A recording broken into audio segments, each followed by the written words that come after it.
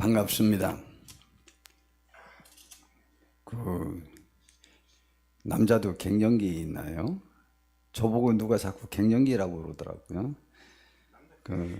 갱년기 있어요? 그 우울이라고 하나, 또 절망감이라고 하나, 좀 울적한 마음이 들기도 하고, 지난주에도 제가 말씀드렸잖아요. 그 2주간은 진짜 천국과 지옥을 오르락내리락 하면서, 제가 원래 롤러코스터 못 타는데 마음은 타더라고요. 여지껏 잘 타보지 않은 건데 그렇게 하고 힘들었는데, 금요일부터, 지난주는 금요일에 조금 그러더니 그래도 이제 예배 드리면서 많이 위로를 받고 그랬는데, 어제 토요일은 또 오전엔 또 괜찮았어요. 근데 이제 오후쯤 또 되니까 이건 도대체 견딜 수 없는 마음이 들고, 제가 별로 그런 경험이 없는데 어제는 예배 기도도 하고 우리 성도님들 기도도 해야 되는데 잘 되지도 않고, 그래가지고 왜 이것저것 할 수 없어가고 뒤치락뒤치락 하면서 유튜브로 조금 보다가 또 그것도 마음에 안 차서 또 이러고, 그리고 그냥 누워있다 잠들었다 깼다, 그렇게 시간만 지내고, 또 중간에 저는 자주 깨니까 2시쯤 깨서 또 그제서야 이제 캠프 계획도 좀 세우고, 그래도 해봐야 되지 않나 라는 생각을 갖고 또 이렇게 섰습니다. 그런데 또 뭐는 또 용기가 생기느냐면, 이렇게 하나님의 말씀, 하나님이 하신 일, 우리들을 향한 그분의 마음, 그 예수님, 그걸 생각하면 또 막 힘이 나요. 그래서 제가 그렇게 절망스러운데도, 이야, 오늘 예수님이 어떤 분인지 설교할 생각하니까 또 그건 또 막 벅차가지고 견딜 수가 없는 거예요. 너무 좋고, 지난주도 하나님께서 우리가 평생에 사람은 그래, 내가 그런 인간이지, 내가 그럴 줄 알았어 라고 하면서 스스로 자학하면서 무엇이든지 일이 벌어지면 그것이 바로 내 죄의 결과인 것처럼 이렇게 생각하는 삶의 무거운 짐을 지고 사는 사람들이 굉장히 많이 있잖아요. 그래서 지난주에 그런 대표적인 것으로, 그래서 누가 어떤 잘못된 일이 있어지면 이것이 그 사람의 죄입니까? 혹은 그의 부모의 죄입니까? 전생에 무슨 죄가 있길래, 이런 생각을 가지면서 그것이 바로 나의 다 죄책인 것처럼 이렇게 생각하죠. 그런 생각들을 나면서부터 맹인이었었던 사람을 향한 그 제자들의 의식도 그랬고, 또 그뿐만이 아니고 특별히 사렙다 과부, 또 수넴 여인, 그런 사람들을 보면 자기 자식의 죽음이 다 자기의 죄의 결과인 것처럼, 자기는 정상적인 자녀를, 건강한 자녀를 자기가 양육하고 키울 수 있는 본래 하나님의 은총을 그걸 못 받은 사람인 것처럼 평생 그렇게 자책하고 있었던 사람들이 하나님을 만남으로, 하나님의 은혜를 체험함으로 그 모든 무거운 짐을 다 벗어버릴 수 있는 놀라운 은총이 있지 않습니까? 그러한 내용들은 저의 마음속에 항상 깊이 사로잡힌 그 주님의 말씀, 주님의 은혜, 하나님의 은혜로 사로잡힌 것입니다. 오늘은 저의 삶 많은 것들을 이끄는 데 있어서 저를 이끄는 지도자상이 있습니다. 우리 성도님들도 마음속에 어떤 사람이 야, 진짜 지도자감이다, 훌륭하다 라고 생각하는 어떤 모습들이 있지 않습니까? 그 지도자다, 좋다 라고 마음속에서 우러러보는 것이 바로 그 사람입니다. 그 사람은 그렇게 살고, 또 그 대상이 또 이렇게 된 사람은 또 그렇게 살고, 실제 그 마음속에 은근히 부러움을 일으키는 그 대상이 사람마다 아주 진짜 천차만별이더라고요. 저는 그 제 마음속에 사로잡힌 지도자상이 있습니다. 물론 저는 소설을 안 읽었지만 그래도 위인전집은 누구 못지않게 많이 읽어봤거든요. 뭐 긴 걸 다 못 읽었으면 혹시 학생들을 위한 그 요약된 단편집, 뭐 그래도 이렇게 시리즈만큼이 있지만 그거로라도 제가 못 읽은 건 나름대로는 다 읽어보고 위인전집은 좀 많이 읽어봤습니다. 재미있고 그것이 그렇게 해서 읽어봤는데, 그러면서 제 마음속에 어떠한 지도자가 되어야 되겠다라는 생각을 갖고 있었죠. 왜냐하면 저는 착각해서 중학교 때부터 전 세계 거의 제일 부자이거나 최소한 우리나라에서는 제일 부자가 되지 않겠나. 그리고 또 저 같은 사람은 대통령이 될 수밖에 없는 운명을 지니고 태어난 그러한 성품을 지녔구나. 뭐 이렇게 생각하면서 자랐기 때문에 어떤 지도자가 되어야 되겠다라는 생각이 저의 마음속에 항상 있었습니다. 그런데 저의 심장을 뛰게 하는 것들이 있습니다. 그것이 예수님입니다. 예수님에게서 발견되는 그의 삶의 이 순간순간마다 그분이 결정하는 그의 삶의 발자취가 저에게 아주 얼마나 큰 영향력을 미쳤는지 모릅니다. 그러면서 진정한 지도자, 그거는 우리나라의 정치가들이 정말 너무 많은 말들을 남겨놨는데 그 말들이 정말 말이 안 되거든요. 전혀 말이 안 되는 얘기를 이야기하고 그것이 국민을 위하는 것처럼, 국가를 위하는 것처럼, 민족을 위하는 것처럼 그렇게 이야기했지만 실제는 순전히 자기가 대통령 되고 싶어서 욕심 때문에 그런 건데, 그를 지지하는 사람들은 그건 아무 상관이 없어요. 내 편이냐, 내 지역 사람이냐, 나의 이념을 따르는 사람이냐, 그것만이 우리나라에 너무 많이 기준이 되어서 참 안타까운 현실이 굉장히 많은데, 그렇기 때문에 그 혼란한 그 시대 속에서 진정한 지도자는 어떤 모습을 지녀야 될까라고 할 때 전 예수님이 걸어온 그의 발자취, 그것을 생각하면 막 제 심장이 뜁니다. 예수님이 저를 심장을 뛰게 하는 지도자상이 굉장히 많습니다. 그 중에 오늘 정말 제가 살면서 보면 다른 사람들이 이 예수님처럼 행하는 사람이 거의 없어요. 이건 참 드뭅니다. 이걸 갖다 의협심이라고 해야 되나? 의협심이 강하고 정의감에 불타오르고 또 사랑에 불타오르는 사람 아니면은 쉽게 이러한 지도자의 길을 걷지 않는 것을 볼 수 있는데, 저 예수님이 오늘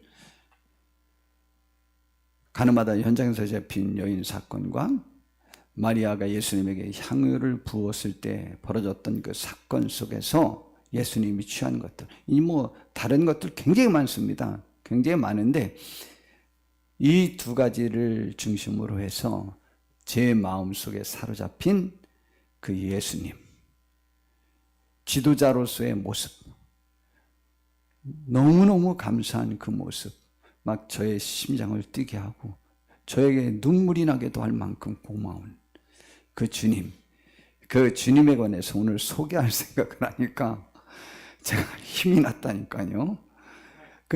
진짜 그 생각을 하니까 막 너무 벅차올라서 너무 감사하고, 내가 이 주님을 나의 친구라, 이 주님이 나를 친구라, 저를 친구라 이렇게 하시고, 그분이 나의 구주시고 나의 지도자시고 나의 구주시라는 것이 얼마나 감사한지, 이 주님을 제가 오늘 또 잘 소개하고 싶은 생각에 그 모든 것들을 떨치고 또 일어났다니까요. 얼마나 감사한지 모릅니다.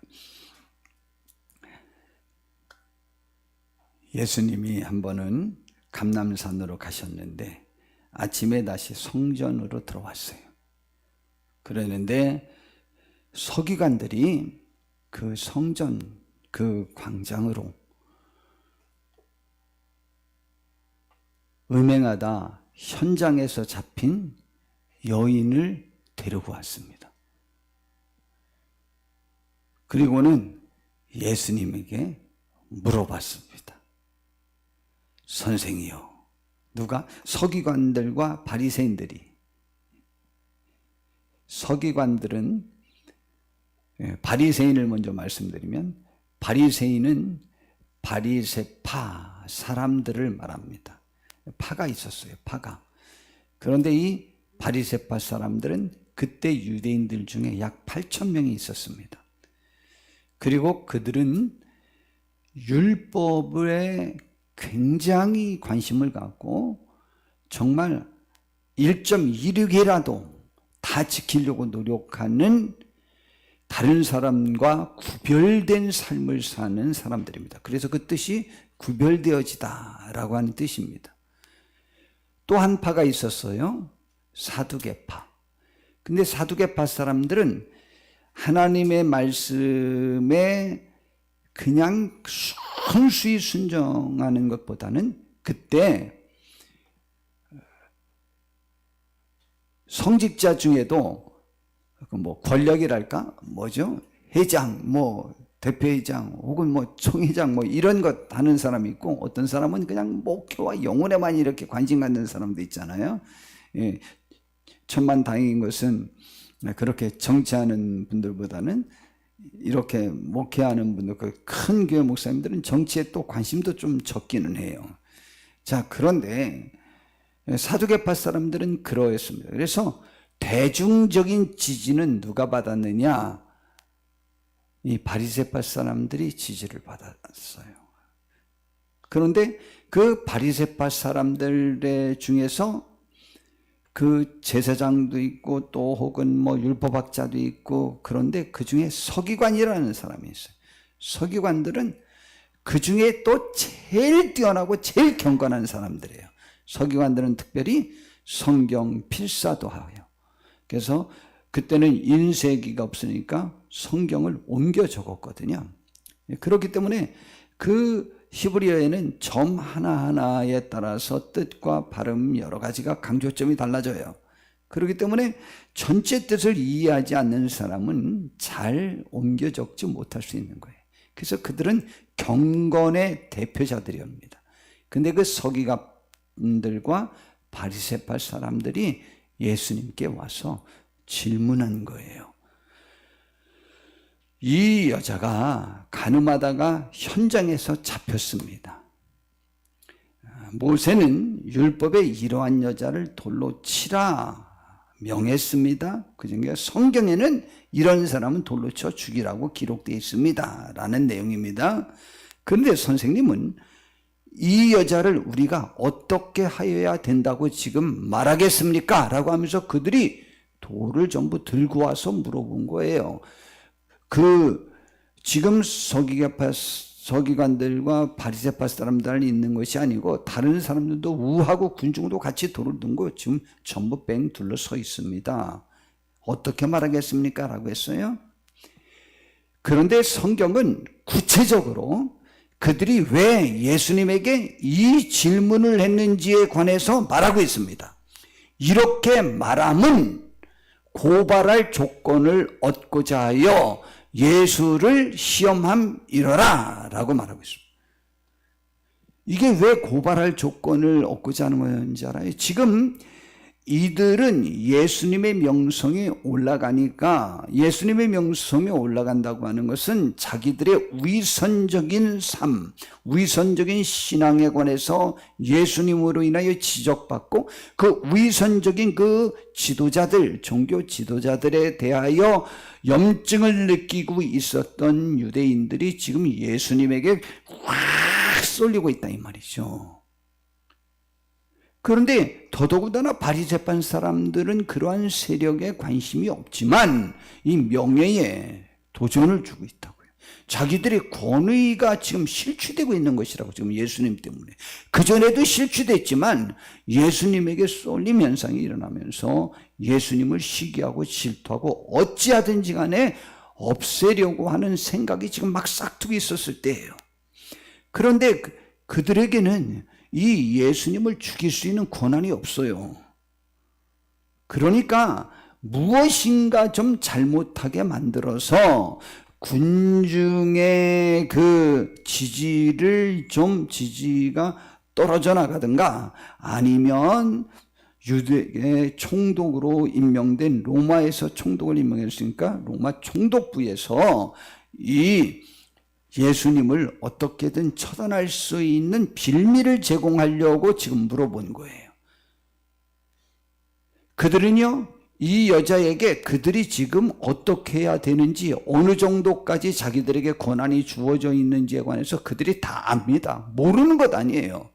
모르는 것 아니지만 지금 예수님이 하나님의 말씀대로 행하고 하나님의 말씀 뜻대로 잘 행한다고 하면서 군중의 지지를 받으니까 그 지지를 한 번에 좀 무너뜨리려고, 그리고 혹은 예수님을 죽일 수 있는 빌미를 어떻게든 찾으려고 일부러 질문한 거예요. 이 말은 무슨 말이냐면, 지금 예수님이 율법에 그렇게 나와 있지, 맞아, 그럼 돌로 쳐라 라고 할 수도 있고, 아니면 예수님은 이제 오시자마자 사랑을 설교하셨으니까 그저 용서해 주면 좀 어떻겠냐? 그래도 그렇지, 우리 사랑으로 좀 용서 좀 해보자 라고 하면 또 이 율법을 지키지 않는 사람이 되는 거죠. 그런데 만약 죽이면 죽이라, 성경에 나와 있으면 죽이라, 죽여야 되겠지 라고 말하면 어쩌면 그들이 돌로 치던가 아니면 죽이지 않아도 돼요. 왜냐하면 죽이지 않아도 예수님의 말로 올무잡을 수 있거든요. 그때에 로마가 지배하고 있었던 그 당시에 사형 판결의 권한이나 사형 집행의 권한이 로마 총독부에게 있어요. 헤로드 왕에게도 있지 않아요. 유대 왕에게 있지도 않아요. 또한 사네드린이라고 하는 유대 의회 그 안에도 그러한 권한이 없어요. 그 행정적인 그러한 형사법 이런 모든 법에 관한 처단은 다 로마 총독부에 달려 있는 거예요. 그래서 지금 그 권한이 없는데 권한이 없는 내용을 지금 물어보는 거라고요.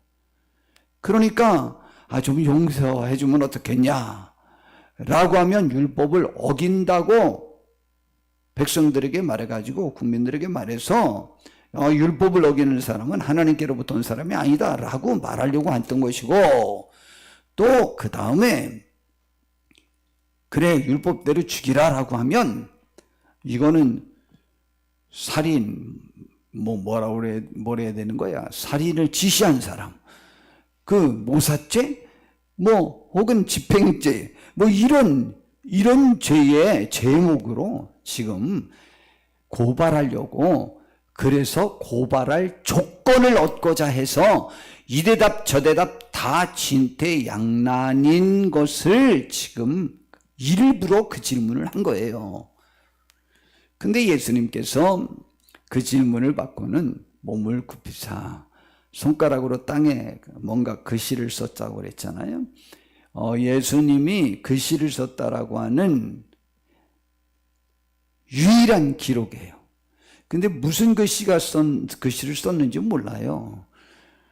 그랬는데 많은 학자들이 볼 때 거기에서 그 여인을 죽여야 된다고 생각했었던 그들, 큰소리 뻥뻥 치면서 나왔던 그 사람들, 돌을 든 그 사람들의 제목을 하나하나 적지 않았을까라고 학자들은 제일 많이 생각해요.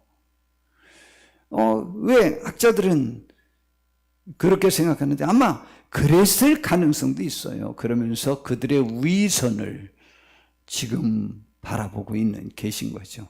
예수님은 사람들의 속마음을 다 알잖아요. 성경의 곳곳에서 사람들의 마음을 예수님은 아신다 다 그렇게 말씀하시잖아요. 그럼 지금 이 서기관들과 바리새파 사람들이, 지금 바리새인들이 왜 지금 이 질문을 했는지 예수님이 다 아시는 거예요. 왜 그러한 질문을 했는지에 관해서도 아시고, 어떠한 결과가 나든 이 일로 인하여 본인에게 무슨 일이 벌어질지에 관해서 예수님은 다 아십니다. 다 아시는 거예요. 손가락으로 땅에 쓰시다가 계속 재촉하니까 예수님이 조용히 일어나셨을 것 같아요. 그리고 큰 소리로도 말씀 안 하셨을 것 같아요. 너희 중에 죄 없는 자가 먼저 돌로 치라 그랬어요. 그런데요, 놀라운 파급 효과를 일으켰습니다. 그 좌우지간 죽이지 말라라고 해서 율법을 어기지도 않았고, 그래 그럼 돌로 치라 라고는 했는데 돌로 칠 수 없는 것을 얘기했어요. 이 말을 듣는 순간 거기에 있던 사람들 모두가 양심의 가책을 느껴서 어른으로 시작해요. 쟤는 어른이 더 많이 집니다. 많이 졌습니다. 많이 짓는 게 아니고 죄는 아이들이 더 많이 짓죠. 저는 그렇게 생각합니다. 우리 성도님들이 어떻게 생각하는지, 뭐가 죄냐라고 하는 것에 대해서는 기준이 다를 수 있지만 의도적이지 않은, 몰라서 행하는 그러한 행위는 죄가 아니죠. 최규재 집사님, 몰라서 사람 죽이는 건 죄 아니죠? 죄입니다. 그것도 교통법규가 지금 발표가 됐어요. 새로 바뀐 줄 모르고 그걸 범했어요. 그건 봐주죠? 안 봐줘요. 법은 내가 알았냐 몰랐냐 아무 상관이 없어요. 법을 어긴 게 죄예요. 어린이들이 얼마나 이기적입니까? 어른보다 훨씬 더 이기적을 이렇게 잘, 이렇게 아름답게, 이렇게 좀 뭐랄까 다듬어서 표출하지 않고, 어린이들은 직접 표줄 거야. 표준하잖아요. 굉장히 이기적이고, 그걸 갖다 사회성이 없고, 아직 어렸을 땐 그렇습니다. 그럼 잘못은 그 아이들이 하고 있는 건 더 많이 하고 있지만 어른까지 사는 동안 쌓인 죄가 어른이 더 많거든요. 훨씬 많습니다. 그러니까 어른부터 시작해서 젊은이까지 하나씩 하나씩 다 나가고, 예수와 그 가운데 섰는 여자만 남았어요. 세상에 이 정도까지 싹쓸이. 이야, 이것은 성령의 역사, 하나님의 권위가 그곳에 임했기 때문에 전 가능했다고 생각합니다. 그때 예수님이 물어보셨습니다. 여자 외에는 아무도 없어요. 예수님과 여자만 남았어요. 제자들은 있었겠죠. 여자야, 너를 고발하던 자들이 어디 있느냐 그랬어요. 너를 죽이라고 끌고 왔던 사람들이 어디 있느냐? 너를 정죄한 자가 없느냐? 너를 죄 있다고 주장하던 사람은 어디 갔냐? 라는 말입니다. 그랬더니 그 여인이 말했습니다. 주여 없나이다. 우리나라의 최고의 율법학자들이 저를 죄인이라고 안 합니다. 이 말이죠. 그럼 누구만 남았어요? 예수님만 남았습니다. 근데 예수님이 말씀하십니다. 나도 너를 정죄하지 아니하노니 가서 다시는 죄를 범하지 말라. 본래 죄는 죄라는 얘기요. 죄가 본래 아니었다는 얘기요. 죄는 죄인데 내가 너를 죄인이라고 인정할 의향이 없다.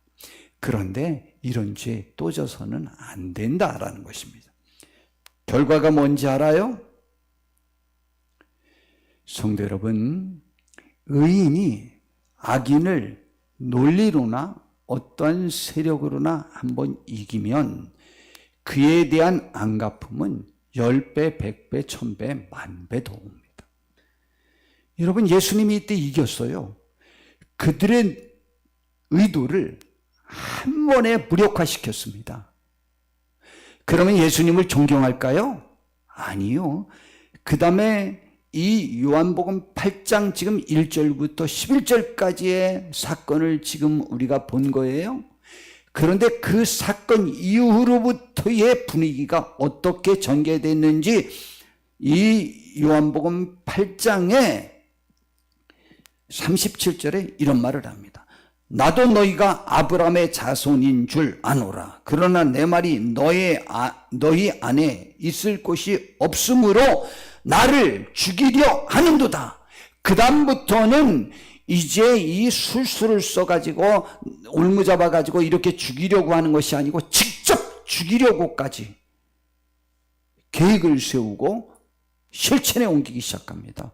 그래서 예수님께서 너희가 나를 죽이려 하는도다라는 말을 직접 사용하는 상황이 됩니다.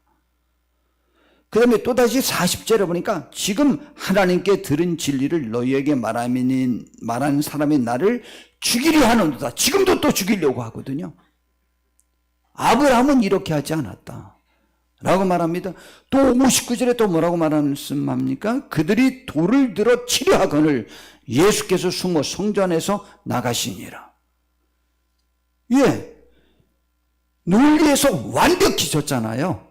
오히려 자기들이 죄인이라는 양심의 가책을 받았잖아요. 결과가 뭐라고요? 이제 그들이 직접 돌을 들어서 그 여인을 치냐 마냐를 물은 것이 아니고 이제 예수님을 치는 결과가 일어났습니다. 이 일로 인해서 완벽하게 그들은 예수님의 적이 됩니다. 제가 말씀드리고자 하는 지도자상입니다. 너무 많은 사람들이 이 상황에서 내가 답변을 유보합니다. 그렇지 않습니까? 이때 물어보면 나에게 미칠 화가 두려워서 옳고 그름에 관해서 우리는 답변하지 않고 그 상황에서 내가 조용히 빠져나서 나가서 나에게는 그 피해가 돌아오지 않는 방법을 많은 사람이 택합니다. 저는 이 예수님이 좋습니다. 진정한 지도자는 예수님같이 이렇게 하여야 된다고 생각합니다. 예수님은 이 여인이 맞아야 할 돌을 던지지 못하게 한 닦아로 예수님이 십자가에 못 박힌 겁니다. 이 말은 그 여인이 맞아야 될 돌을 양심이 없는 그 사람들이 예수님에게 던진 게 되고 예수님은 그 여인 대신 돌을 맞은 겁니다. 그 여인은 불쌍하지 않아요. 예수님을 잡아 죽이려고 하는 데에 이 가련한 불쌍한 무력한 여인을 최고의 수치와 절망감과 두려움과 공포 속으로 몰아넣으면서까지 그를 이용해서 예수님을 죽이려고 하고 있습니다. 자기의 목적을 달성하기 위해서는 말도 안 되는 이러한 증인들을, 이런 사람들을 내세워서까지 이들을 볼모 삼아 예수님을 죽이려고 하는 그 모습을 예수님은 허락할 수가 없었던 겁니다. 그 여인을 구하는 것이 예수님이 이 땅에 오신 일이라고 생각한 거죠. 우리는 너무 많은 경우 나의 악을 감추기 위하여 들통난 어떤 죄인들을 대신 사용하여 그의 삶이 어떻게 망가지든 아무 관심이 없이 나의 목적을 이루기 위해야만 최선을 다하는 시대에 살고 있습니다. 이거는 지금만이 아닙니다. 이 세대가 그렇습니다. 우리도 그렇습니다. 우리도 수시로 그러합니다. 그러나 주님은 여전히 그 모습 속에 서 계십니다. 저는 이 주님이 얼마나 좋은지 몰라요. 진짜 너무 좋습니다. 그 주님이 내 주님이요, 나를 친구라 인정해 주신 분이에요. 예수님은 친구를 위해서 목숨을 버리면 이보다 더 큰 사랑은 없다고 그랬어요. 그리고 너희는 내 말대로 살면 너희는 나의 친구라고 그랬어요. 얼마나 감사한 일입니까? 저는 이 주님이 좋답니다. 이 예수님을 소개할 생각하니까 제가 힘이 났어요. 지금도 눈물이 날 정도로 감사하고 힘이 납니다. 두 번째입니다. 예수님이 돌아가시기 며칠 전에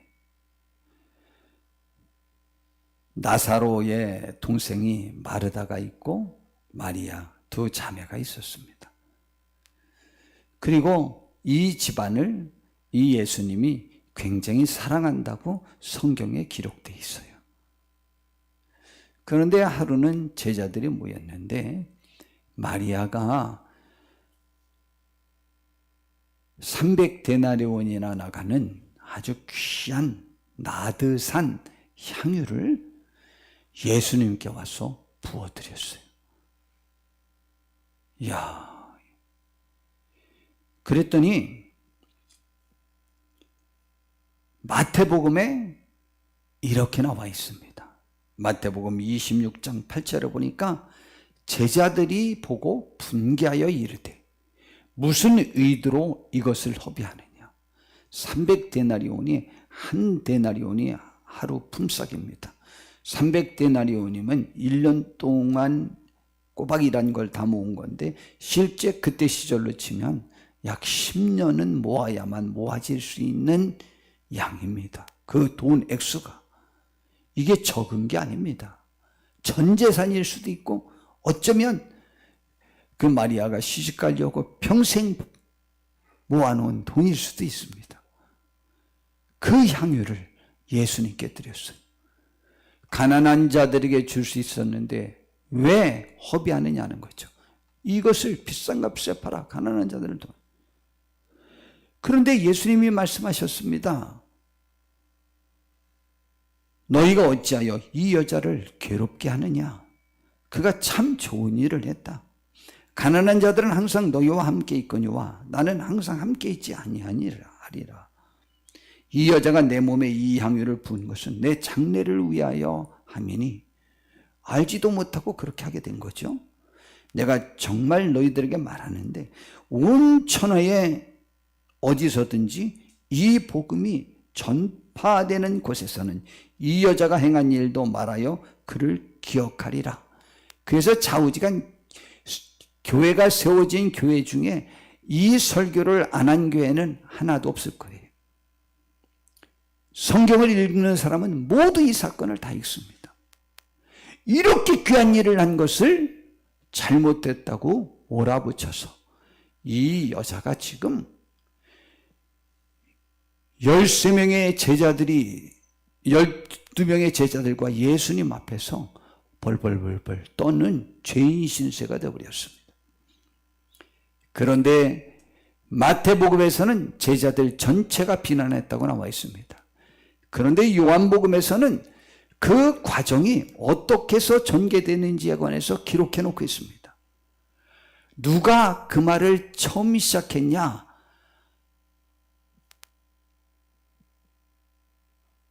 요한복음 12장 4절에 보니까 제자 중 하나로서 예수를 잡아줄 가룟 유다가 말하되 이 향유를 어찌하여 300데나리온에 팔아 가난한 자들에게 주지 아니하겠느냐. 그것이 300데나리온 나가는 줄을 계산한 것도 가룟 유다고 그 말을 처음 한 사람도 가룟 유다예요. 그런데 사도 요한은 그가 그 말한 의도를 정확히 기록합니다. 6절에 보니까 이렇게 말하면 가난한 자들을 생각함이 아니요 그는 도둑이라 돈계를 맞고 거기 넣는 것을 훔쳐갑니다. 남을 비난할 때 우리는 내 마음에 없는 말을 인용하면서 남을 정죄하는 경우가 너무 많습니다. 교회든 어쨌든 다 마찬가지입니다. 우리는 이런 말 습관을 평생에 한 번도 사용하지 않게 되기를 진심으로 바랍니다. 그런데 그는 여지껏 계속 그가 회계죠. 회계로 재정부로서 계속 돈을 훔쳐갔던 습관대로 이게 제일 큰 그 건 아니에요? 이렇게 예수님에게 누가 이렇게 한꺼번에 한 적이 없다고요. 이걸 지금 가룟 유다에게 갖다 왔더라면 한 200데나리온 받았다고 하고 100데나리온은 자기가 이렇게 좀 훔쳐가지려고 했을 건데 이 큰 건이 이렇게 된 것에 관해서 너무 화가 난 거예요. 억울하고. 그래가지고 지금 이 말을 한 거죠. 결론은 가룟 유다가 저 말을 했더니 나머지 제자들은 가룟 유다의 의도를 모르고 편들어주기 시작해서 모든 제자가 비난하게 된 거죠. 그렇지 않겠어요? 그런데 이때 예수님이 가룟 유다의 의견과 제자들의 의견을 편들어 주었더라면 바로 이제 며칠을 위해 죽지 않았을 겁니다. 그런데 가룟 유다의 의도를 꿰뚫고 그것을 제지하자 마태복음 26장 아까 13절까지가 여기까지의 사건이었어요. 제자들이 예수님이 그렇게 하지 마라. 이것은 나의 장례를 준비했고 세상 끝날까지 복음이 전한되는 것은 이 여자의 일이 다 전파되리라 라는 말한 것이 13절이고 14절에 뭐라고 그랬느냐. 그때에 12 중에 하나인 가룟 유다라 하는 자가 다른 제자 11명은 그러지 않았어요? 근데 가룟 유다가 대제사장들에게 가서 말하되 내가 예수를 너에게 넘겨주리니 얼마나 주려느냐 하니 그들이 은 30을 달아주거늘 그가 그때부터 예수를 넘겨줄 기회를 찾더라 라고 말씀하고 있습니다. 결국 예수님이 가룟 유다의 의도를 파쇄시키고 혹은 자기가 옳은 양, 거룩한 양, 가난한 사람들을 생각해주는 우리 교회가 그런 사람이 많잖아요. 교회를 비난하는 많은 분들 중에 지금 이 가룟 유다적 사고방식으로 그 말을 하는 사람들이 너무 많습니다. 굉장히 예수님을 사랑하고 하나님을 사랑하고 교회를 교회되게 만드는 의견인 것 같지만 자기 의에 집착해서 그럴 경우가 너무 많거나 가룟 유다 같은 의도는 아니겠죠. 그러나 그 비난이 자칫 잘못하면 이 사탄의 도구로 쓰임받을 수 있다는 사실을 명심하셔야 됩니다. 그가 그날부터 은 30을 받았으니 예수를 넘겨줄 기회를 찾기 시작했습니다. 그래가지고 기필코 이제 며칠 후에 예수님을 기도하던 예수님이 겟세마네 농산을 기도하는 그 장소로 군병들을 데리고 와서 예수님을 잡게 만들죠. 여러분, 예수님이 그때 마리아를 옹호하지 않았더라면 혹시 생명이 한 달은 혹은 아예 그 제자들이 그 유대인들이 이번 유월절 때는 예수님을 잡지 말자. 혹시 반란이 일어날까 봐 두렵다. 그래서 이번에는 안 하려고 했는데 유다가 나서가지고 그 일을 조용히 처리할 수 있는 방법을 제안하니까 바로 해서 일찍 죽은 거예요. 만약 그렇지 않았더라면 한 달 혹은 몇 년 예수님이 더 사셨을지도 몰라요. 근데 가룟 유다 때문에 그것이 당겨진 거예요. 예수님이 모르셨을까요? 다 아셨습니다. 식사 자리에서 뭐라고 말씀하셨습니까? 유다야, 가서 내 할 일을 하라. 그랬더니 제자들은 회개 일 뭐 할 일을 맡겼나 보다 라고 생각해서 가룟 유다가 나갔어요. 근데 성경은 뭐라고 말합니까? 가룟 유다가 밖으로 나가매 때는 밤이로라. 어둠의 시간이라. 사탄의 시간이라는 거죠. 성도 여러분, 왜 나서시죠? 예수님이 그냥 가만히 계시지. 그러면 됐지 않습니까?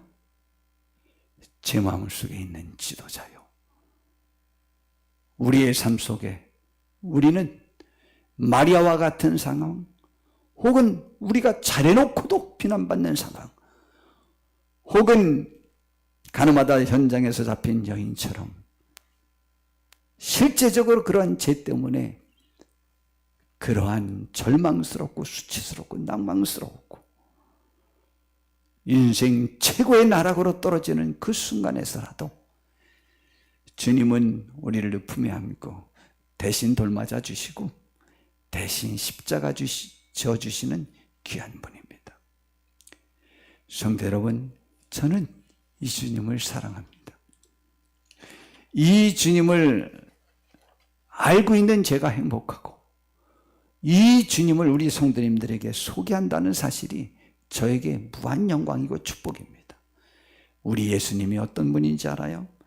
이사야 53장 4절부터 6절에 보니까 그는 예수님에 관한 예언이요 실로 우리의 질고를 지고 우리의 슬픔을 당하였거늘 우리는 생각하기를 그는 징벌을 받아 하나님께 맞으며 고난을 당한다 하였노라.